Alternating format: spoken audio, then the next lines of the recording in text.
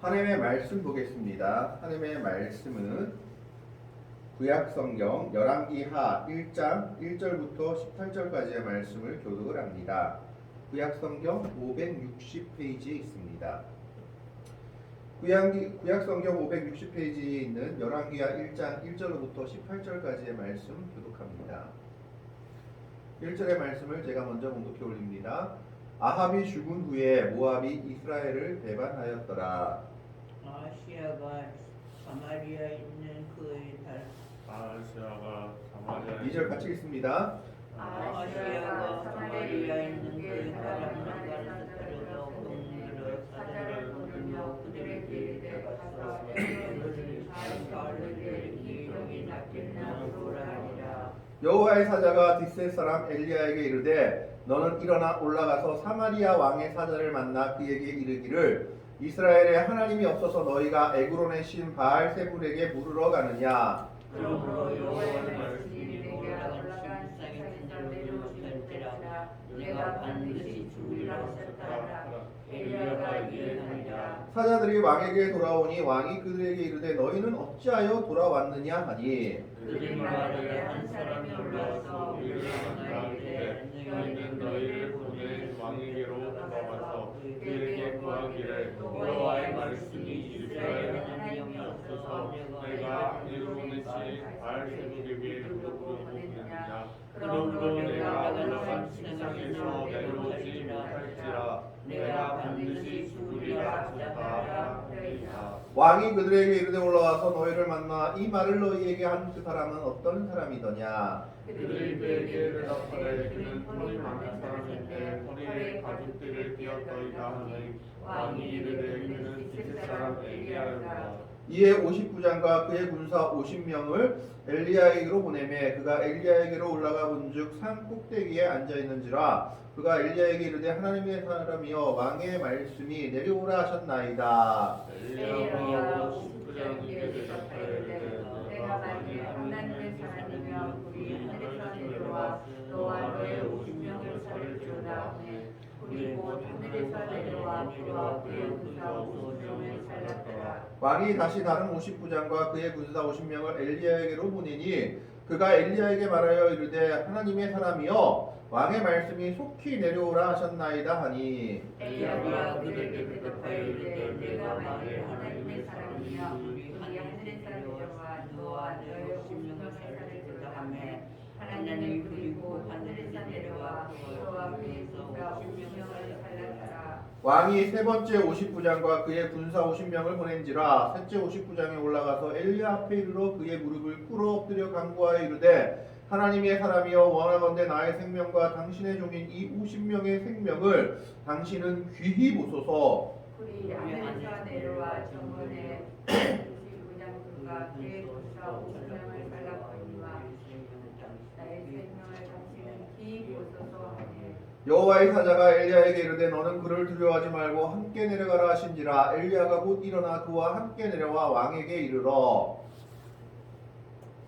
말하되 여호와의 말씀이 내가 사자를 보내 에그론의 신 바알세불에게 물으라 하니 이스라엘에 그 말을 불만할 하나님이 안 계시느냐. 그러므로 내가 그 올라가는 신상에서 내려오지 못할지라 내가 반드시 죽으리라 하셨다니라. 2절의 말씀을 같이 읽습니다.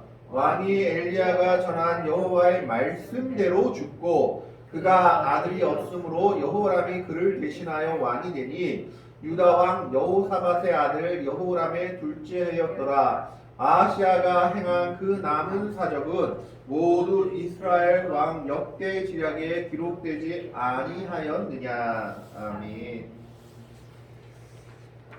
예, 오늘 말씀은 조금 생소한 말씀이기도 하지만 또 어떻게 보면 이해가 조금 어려운 말씀이기도 합니다. 성경을 보면 조금 이해가 되지 않는 구절들이 몇 군데 있습니다. 그 중에 하나가 오늘 본문의 말씀이 아닐까 싶습니다. 저는 옛날에 이 성경을 읽으면서 이 59장들이 왜 이렇게 다 죽었을까? 엘리야가 왜 이 사람들을 하나님께 기도해서 죽였을까? 너무 억울하지 않은가?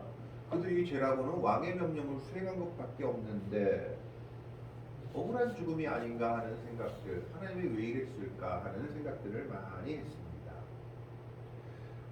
그런데 사실 오늘 본문은 그들이 그에 합당한 벌을 받았다라는 것을 보여주고 있는 내용입니다. 오늘 말씀을 한번 같이 살펴보고자 합니다. 1절의 말씀을 보면 아합이 죽은 후에 모압이 이스라엘을 배반했다라는 말로 성경을 시작하고 있습니다. 여러분, 북이스라엘에서 가장 악한 왕을 꼽으라고 한다면 어떤 왕을 꼽으시겠습니까? 북이스라엘의 왕들이 거의 다 악했지만 그 중에서 손에 꼽히는 왕이 아합 왕일 겁니다. 그리고 가장 악한 왕비는 역시 아합 왕의 아내였던 이세벨이 가장 악한 왕비로 꼽힐 것입니다. 그래서 우리는 흔히 착각하기 쉬운 것이 아합이 정말 이렇게 하나님 앞에서 악한 왕이었기 때문에 국내 정치도 제대로 못한 어벙벙한 왕이었구나 생각하기 쉽습니다. 그런데 아합은 신앙에서만 이렇게 잘못됐었지 그 당시 군사, 외교 그리고 내정에 있어서는 탁월한 왕이었다고 합니다. 북이스라엘을 나라의 중흥기로 이끌었던 왕이 아합 왕이었다라는 겁니다. 그러다 보니까 외교적인 관계에서 여러 나라와 관계를 맺고 우상을 들여오는 실수를 범하게 되고 우상 숭배하는 어리석음까지 범하게 된 겁니다. 하지만 내치라든가 외치, 어떻게 보면 내정에 그리고 또 외교에 군사력에 있어서는 최고의 통치력을 발휘했던 왕 중에 하나였습니다. 그래서 아합이 죽자마자 이스라엘 백성들, 이스라엘 나라의 지배하에 있던 모압이 반란을 일으킨 겁니다. 아합 왕이 죽으니까 이제 우리도 한번 반란을 일으켜서 독립해보자. 그 전까지는 계속 이스라엘의 지배에 있던 모압 땅이었습니다. 그런 아합의 모습을 보고 자란 왕이 바로 아하시아였습니다. 이 아하시아는 아합의 아들이었던 것입니다. 아하시아 왕도 역시 마찬가지로 아합 왕과 마찬가지로 우상 숭배하는 모습에서 벗어나지 못했습니다. 다른 점이 있다면 이 아들은 아버지보다 정치도 그리고 국방도 제대로 못했다라는 겁니다. 심지어 아합 왕에 대해서 아수르 왕 살만 에셀이 뭐라고 기록했느냐 하면 아합 왕은 병거 2000대와 정예병 1만 명을 거느린 강력한 군대를 지니고 있는 왕이었다라고 기록할 정도로 그 당시 국력은 오므리 왕조의 아합 왕이라고 할 정도로 셌던 것이 북이스라엘의 그런 모습이었습니다. 그러나 아하시아는 그 모습조차도 담지 못했고 어리석게 우상 숭배만 하던 모습을 보이고 있던 왕이었습니다. 그런데 그런 그에게 한 가지 시련이 닥치게 됩니다. 그것이 바로 2절에 나와 있는 말씀입니다.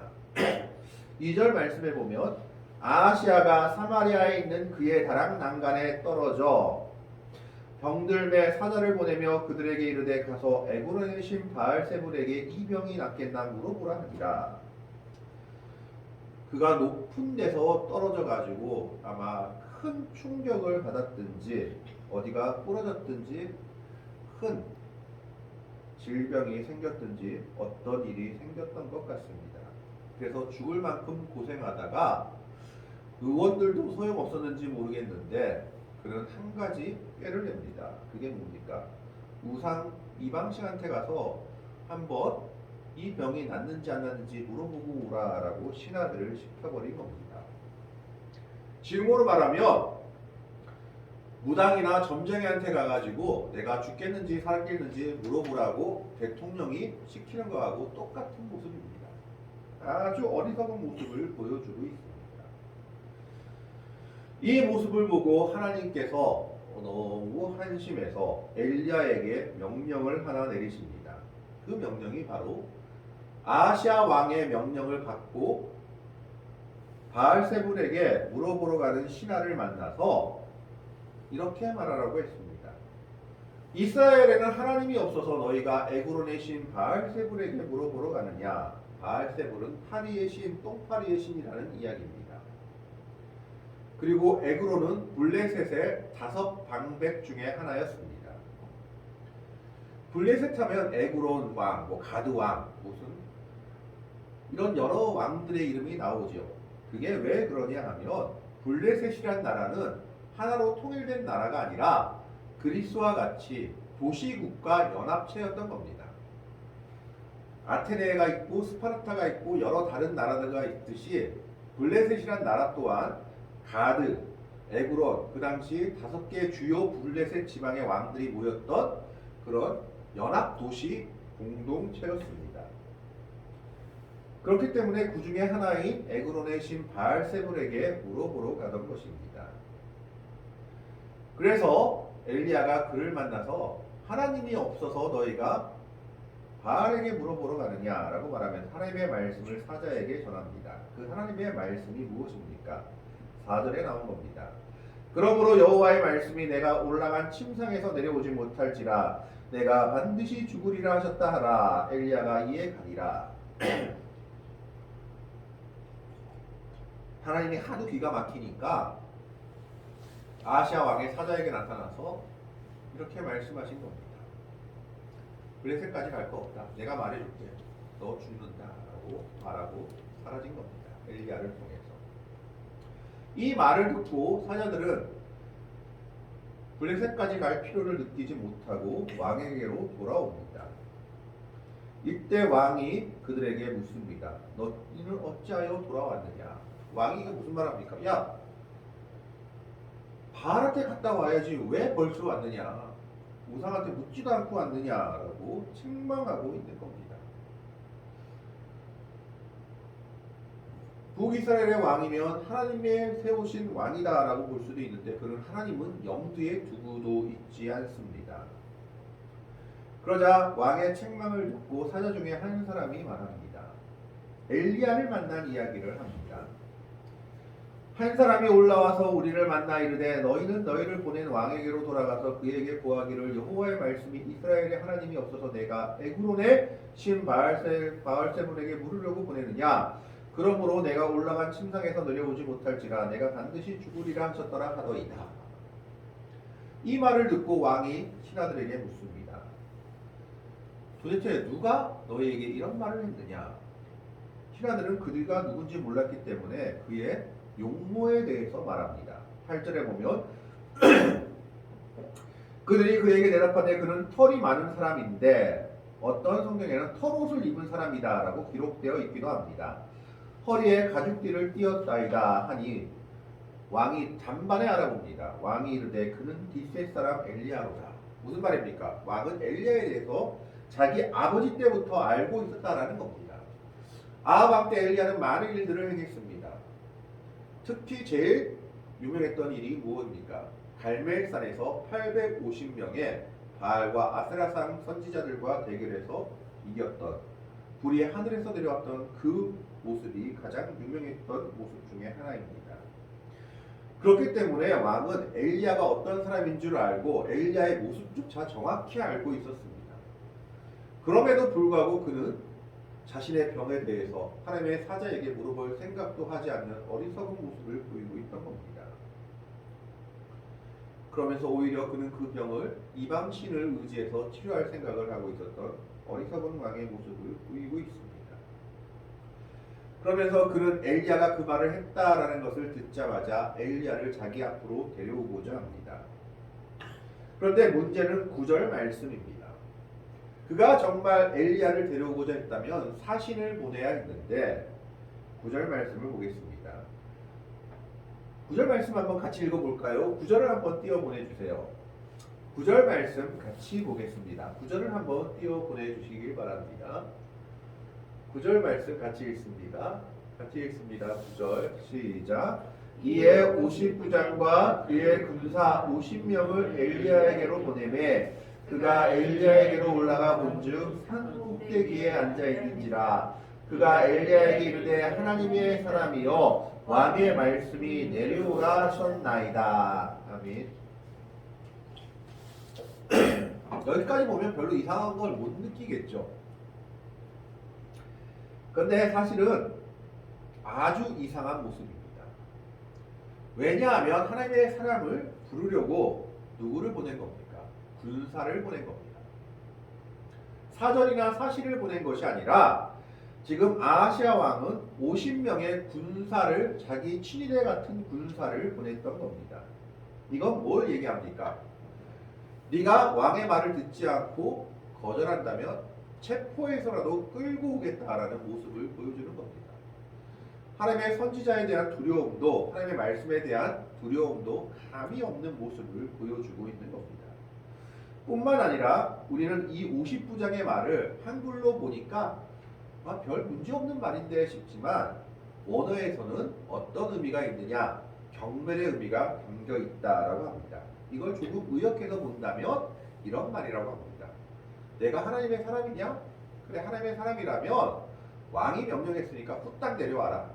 그러지 않으면 우리가 너를 체포해서 갈 것이다 하는 위협적인 말, 조롱의 말을, 경멸의 말을 담고 있는 그런 뉘앙스로 말했다라는 겁니다.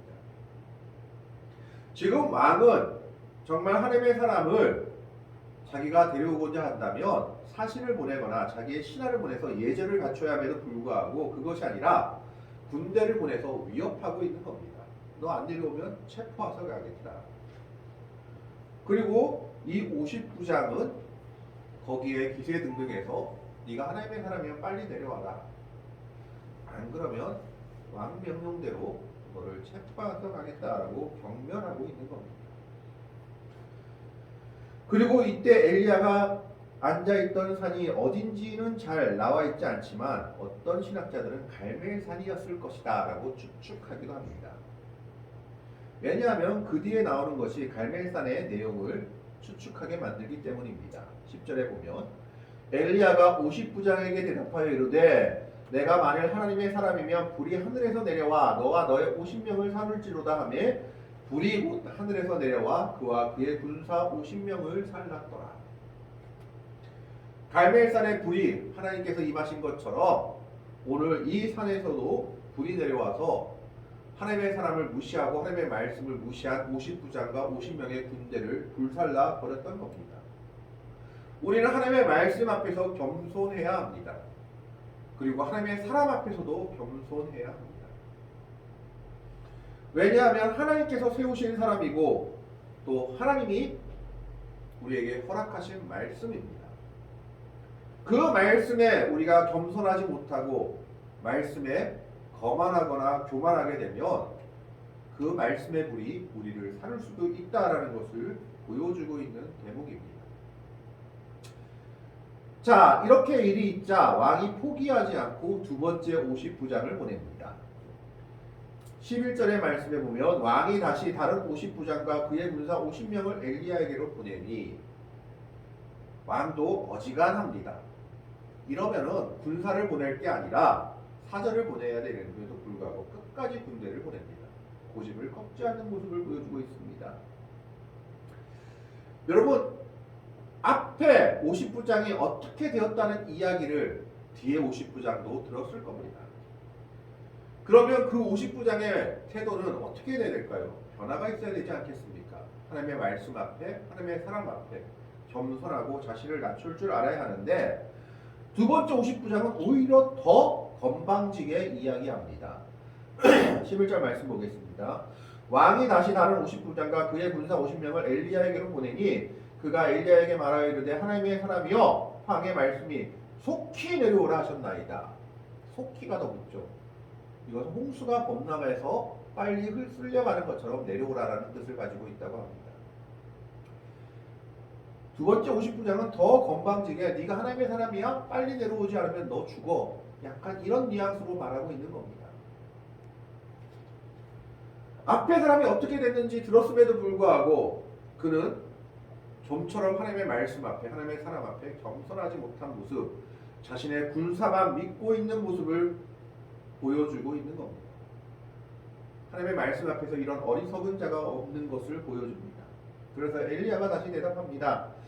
12절에 엘리야가 그들에게 대답하여 이르되 내가 만일 하나님의 사람이면 불이 하늘에서 내려와 너희 신명을 살조다 하며 하나님의 불이 곧 하늘에서 내려와 그와 그의 군사 50명을 살랐더라. 결국 말씀 앞에 겸손하지 못하고 하나님의 사람 앞에 겸손하지 못한 사람이 멸망하는 것을 보여주고 있습니다. 이럼에도 불구하고 아하시아 왕은 고집을 꺾지 않고 또다시 군대를 보냅니다. 13절의 말씀입니다. 왕이 세 번째 50부장과 그의 군사 50명을 보낸지라. 근데 이번에 50부장은 조금 다른 모습을 보입니다. 그는 앞에 두 50부장이 어떻게 되었는지를 들었던 겁니다. 그리고 그들이 어떤 모습으로 엘리야 앞에 나가는지를 분명히 알았습니다. 그리고 그는 하나님의 말씀 앞에 자신을 낮춰야 하며 하나님의 사람 앞에 자신을 낮춰야 함을 분명히 깨달았습니다. 그래서 셋째 50부장은 어떻게 합니까? 셋째 50부장이 올라가서 엘리야 앞에 이르러 그의 무릎을 꿇어 엎드려 간구하여 이르되, 첫 번째, 두 번째는 완전히 다른 모습을 보여주고 있습니다. 첫 번째, 두 번째 50부장은 위협하였죠. 군사를 가지고 위협했습니다. 그러나 그는 그가 혼자 올라가가지고 엘리야 앞에 무릎 꿇고 엎드려서 간구합니다. 뭐라고 간구합니까? 하나님의 사람이여, 엘리야를 하나님의 사람이다라고 이것을 완전히 인정하며 선지자로 높임을 받고 있는 겁니다. 원하건대 나의 생명과 당신의 종인 이 50명의 생명을 당신은 귀히 보소서. 자신들의 생명을 하나님의 사람 앞에 그리고 하나님 앞에 맡기고 있는 겁니다.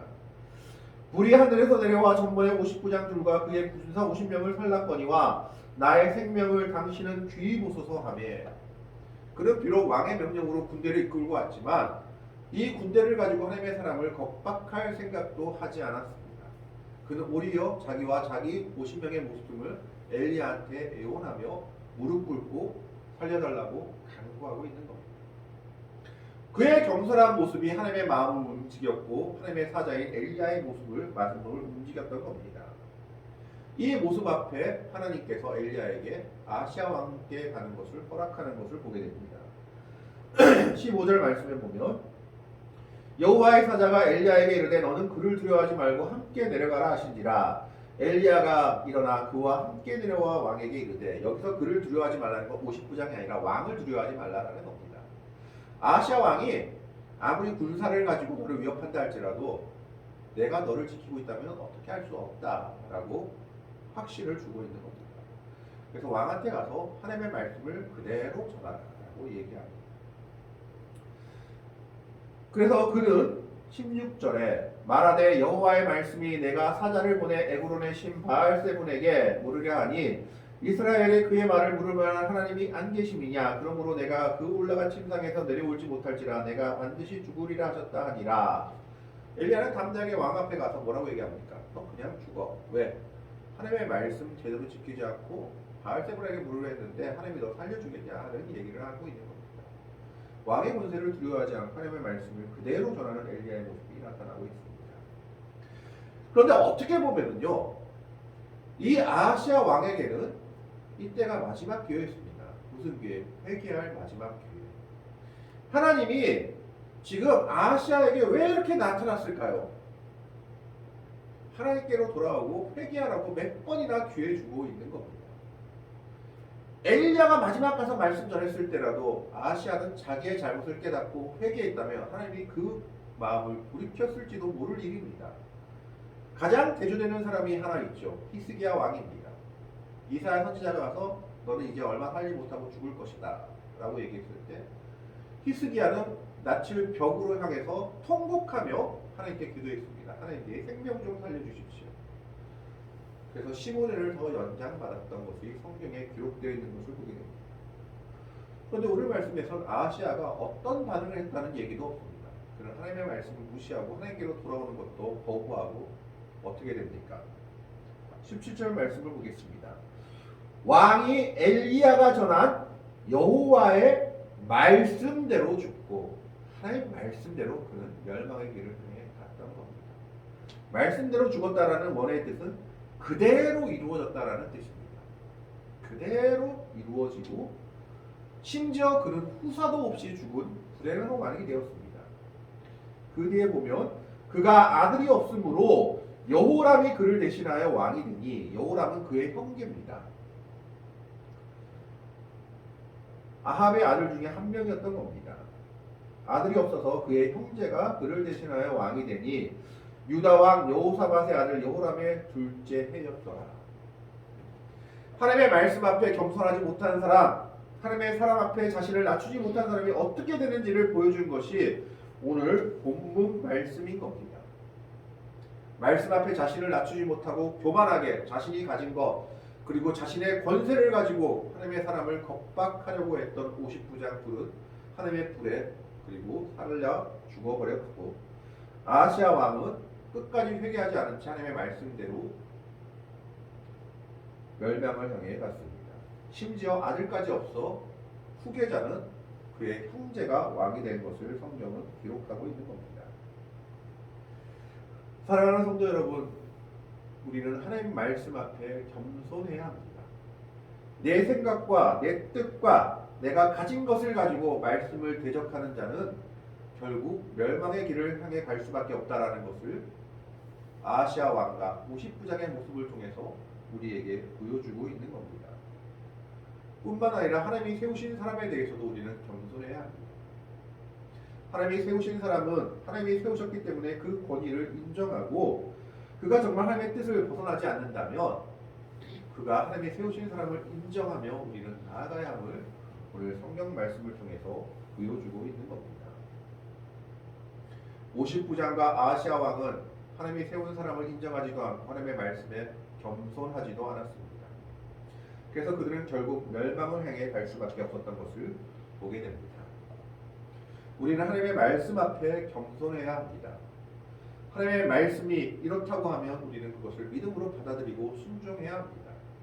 하나님의 말씀 앞에 겸손한다는 것은 하나님의 말씀을 우리 마음 가까이 두고 살아가는 것을 의미합니다.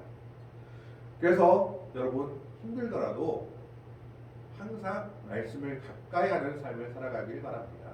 하루에 한 장이라도 성경을 읽고 그것을 내 것으로 만드는 사람이 바로 생명을 지닌 사람이 되는 겁니다.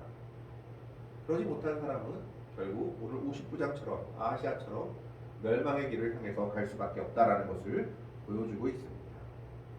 오늘 우리는 이 말씀을 기억하면서 하나님의 말씀에 겸손한 자가 되기를 그리고 하나님의 사람 앞에서 겸손한 자가 되어서 정말 하나님의 영광을 바라보며 그 말씀에 나오는 은혜와 복을 누릴 수 있는 복되고 아름다운 성도들이 될 수 있기를 정말 말씀 앞에 겸손한 자의 믿음의 성도의 길을 가는 복되고 아름다운 성도들이 되기를 주님의 이름으로 간절히 축원합니다.